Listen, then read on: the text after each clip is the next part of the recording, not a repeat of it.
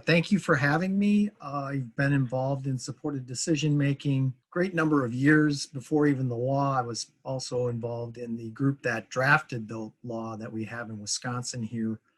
And the impetus for that is for the young man you see on the slide in front of you. I did get his permission to show this picture.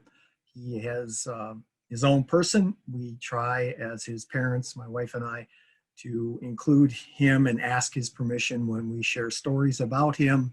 But he recognizes that if we are going to move this world forward for people with disabilities, that some of us, including him, have to be willing to get out there and share our stories.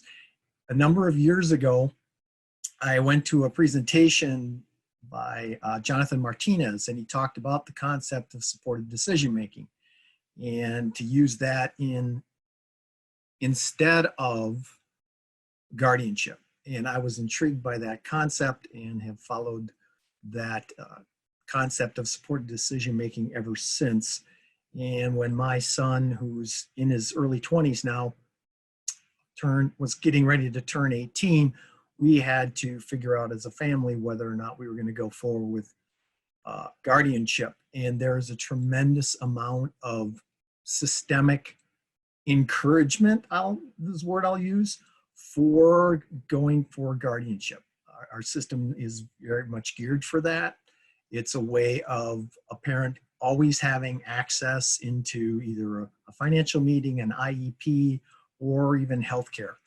But Franklin has a rare form of epilepsy, and for that reason, I've been very interested in following neuroscience and neuroscience research, And what we found is that the brain physically does not fully develop until about age 24, age 25.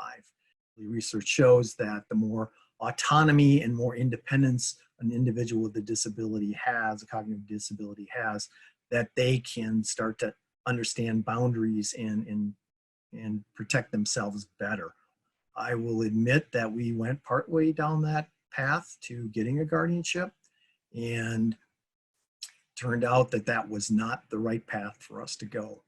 When we got into the process and saw some of the effects on our son in terms of his mood, what it is that that could be said about him, that he was going to be publicly declared incompetent, we just couldn't go that route.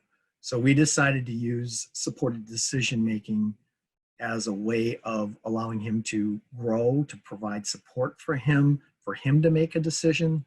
Guardianship and even powers of attorney are substitute decision-making options. And that's where somebody else substitutes their judgment. So we've used this process with my son, and I can tell you over the last number of years, the growth in his maturity and what he's doing is been tremendous. I mean, right now he is employed in the community as an essential worker, making more than minimum wage. I will also say guardianship may be appropriate at some point in time for him, but I can tell you it will be a limited guardianship. We're still learning. And that's the other thing about this window of 7 years. It gives you a chance to really understand your loved one and see how much more growth they have. Because if you just stop it at 18, you really limit, in my mind, the amount of development that can happen.